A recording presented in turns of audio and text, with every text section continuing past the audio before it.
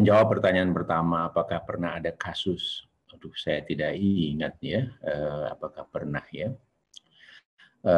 Tapi kalau toh ada tidak sampai sebesar ini, artinya terus sampai dan kemudian dinyatakan terpilih. Ya. Nah, bisa merubah keputusan. Ya. Jadi KPU ini kan sebagai penyelenggara ditugaskan memang untuk menetapkan banyak hal di tahapan-tahapan itu. Dan itu sekaligus merupakan tanggung jawab penyelenggara.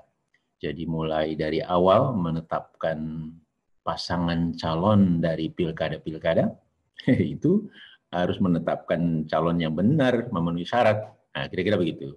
Kemudian yang penting-penting di tahapan itu, misalnya yang kita bicarakan ini, kemudian menetapkan hasil.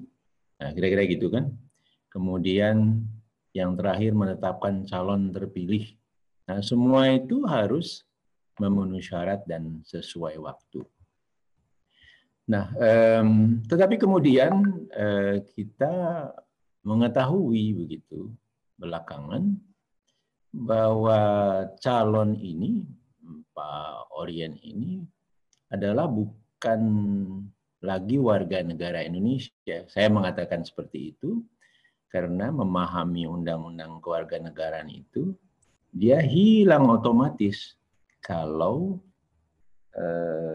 yang bersangkutan atau seseorang warga negara Indonesia mengambil ya, mendapatkan mengambil kewarganegaraan lain dan yang bersangkutan ada kesempatan untuk menetapkan menerima atau menolak misalnya, tidak menolaknya, kemudian juga kalau kita mencoba mempelajari bagaimana proses seorang warga negara asing di Amerika itu mendapatkan kewarganegaranya atau naturalisasi melalui proses naturalisasi, itu bukan proses yang gampang, proses yang panjang. Harus ada upaya dari yang bersangkutan untuk mendapatkannya. Jadi sebetulnya ini adalah tanggung jawab penyelenggara ya untuk memastikan bahwa para peserta paslon-paslon ini memenuhi syarat. Nah, jadi kalau ini terjadi seperti yang kita hadapi sekarang, maka sebetulnya ini satu satu bencana besar ya, masalah besar. Karena apa? Karena kita telah menyelenggarakan pilkada yang sebetulnya tidak memenuhi unsur keadilan. Ya. Karena ada bagi pasangan calon, ya, pasangan calon yang sebetulnya tidak memenuhi syarat, yaitu berkewarganegaraan asing, bisa ikut, sementara pasangan calon yang lain, dalam hal ini ada dua, ya itu tentu tidak adil buat mereka. Nah, kemudian yang kedua, ini juga bagi para pemilih kita. Gitu. Jadi para pemilih ini yang seharusnya mendapatkan hak yang lengkap, gitu ya, menjadi pemilih yang paham, menjadi pemilih yang betul-betul mengetahui siapa para calon sesungguhnya. Tetapi sekarang terjadi pemilihan di mana para pemilih sebetulnya tidak paham sesungguhnya dengan pasangan calon khususnya yang memang sebetulnya tidak memenuhi syarat ini. Nah, jadi artinya hasil pilkada di sana itu bukan cerminan dari pilihan murni masyarakatnya. Jadi ini sebenarnya persoalan cukup serius ya di dalam pilkada Saburai Jua ini. Nah, dan ini semua adalah tanggung jawab penyelenggara kita. Memang di dalam undang-undang kita, di dalam PKPU-nya juga itu para peserta pilkada ini sudah diasumsikan semua WNI. Jadi kalau kita baca pasal undang-undang maupun PKPU-nya, itu bukan masuk kewarganegaraan Indonesia, itu bukan masuk salah satu item atau poin syarat yang harus dipenuhi gitu. Jadi dia langsung adalah warga negara Indonesia gitu ya, calon yang dapat menjadi calon bupati, gubernur dan wali kota dengan syarat-syarat A, B, C dan seterusnya gitu. Nah, jadi semuanya itu seolah-olah diasumsikan sudah warga negara Indonesia. Jadi ini memang ada kekurangan di dalam bunyi pasal, sehingga di dalam bekerja itu ya akhirnya tidak mengecek secara teliti. Nah, tetapi walau bagaimanapun ini adalah tetap tanggung jawab penyelenggara. Jadi bekerja kemarin itu hanya mengandalkan ya KTP elektronik sebagai syarat, dan KTP elektroniknya ada, dan di dalam KTP elektronik juga ada kolom kewarganegaraan, isinya warga negara Indonesia, dan sudah dicek kepada pihak Dukcapil, KTP elektroniknya memang tidak bermasalah. Nah, padahal akhirnya kita sama-sama mengetahui ya belum tentu orang punya KTP elektronik itu adalah betul-betul masih warga negara Indonesia. Nah, itu persoalan kita yang tadi juga sudah disebut oleh Mbak Viola sebagai problem fenomena gunung es tentang data kependudukan kita. Nah, jadi pilkada yang punya masalah serius ini, gitu, ya tetap ini harus dibenahi sebetulnya ya oleh penyelenggara sendiri. Nah, bahwa ada batas-batas waktu dan seterusnya itu kan dalam situasi semuanya normal. Tetapi dalam situasi kemudian diketahui paslon itu yang sekarang kebetulan ditetapkan sebagai pemenang itu tidak memenuhi syarat, ya keputusan itu seharusnya dikoreksi. Karena itu tanggung jawab dari penyelenggara. Jadi tidak bisa kemudian seolah-olah oh kami sudah periksa waktu itu, batas waktunya sudah lewat, ini bukan merupakan tanggung jawab kami dan seterusnya. Nah, jadi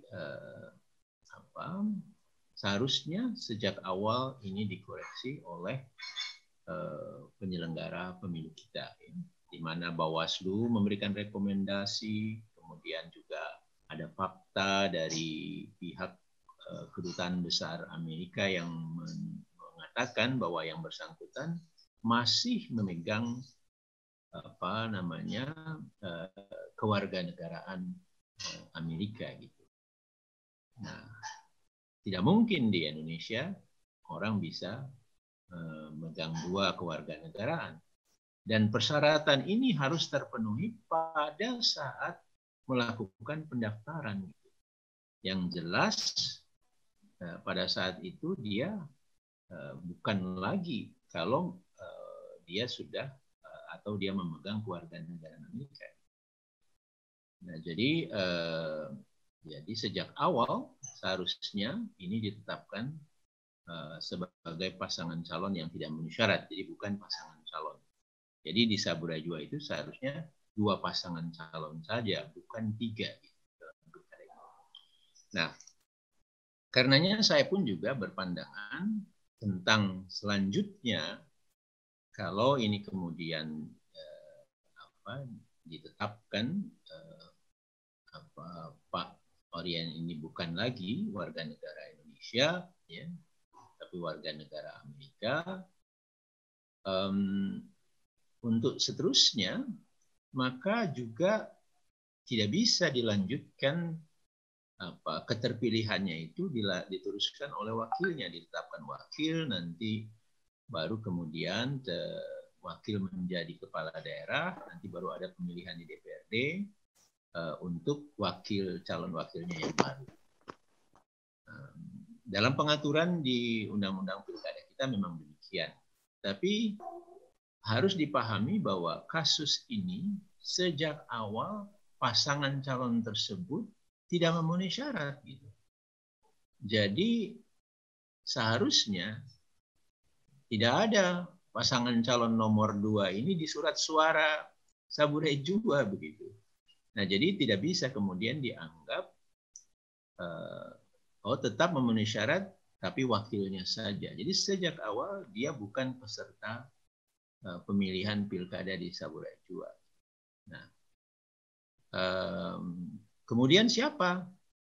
Ya, idealnya karena tadi pilkada ini sebetulnya punya masalah yang dasar, diulang lagi gitu pemilihan. Tapi saya kira itu kekosongan hukum yang besar sekali dan akan tidak efisien dan seterusnya gitu.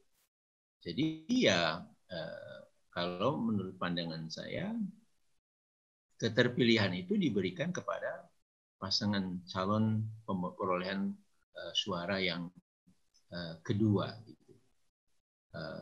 Tetapi ini semua penetapan atau hal-hal yang belum diatur di dalam peraturan perundang-undangan kita. Nah, disinilah kemudian diperlukan Mahkamah Konstitusi untuk mengambil keputusan.